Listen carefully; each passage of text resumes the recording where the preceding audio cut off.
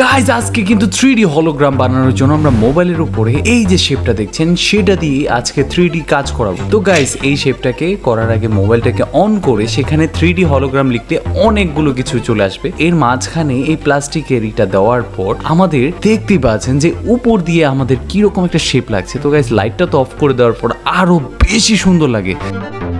Pikachu, যেটা নাকি ছোট সময় আমরা অনেক ভালো দেখেছি যে এটা এত সুন্দর কাজ করে, পিকাচুটা এত ভালো করে ঘুরছে। তো গাইস আরেকটা দেখছি, দেখুন গাইস এটাও পোকেমনের মধ্যে আপনারা সবাই দেখে থাকবেন যে এই 3D হলোগ্রামের মধ্যে এই পোকেমনের এই গ্যাজেটটাতে এত সুন্দর কাজ করছে।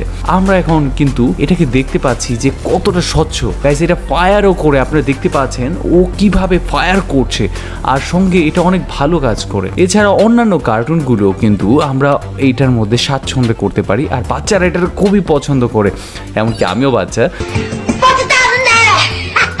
তো গাইস এইরকম ভিডিও পেতে অবশ্যই তো আপনাদেরকে এটা দেখতে হবে যে কি করে বানিয়েছি। তো গাইস এর আগের ভিডিওতে সব দেওয়া আছে। তো গাইস ভিডিওটা ভালো লাগলে অবশ্যই সাবস্ক্রাইব করে নিন এবং ভালো থাকবেন সবাই।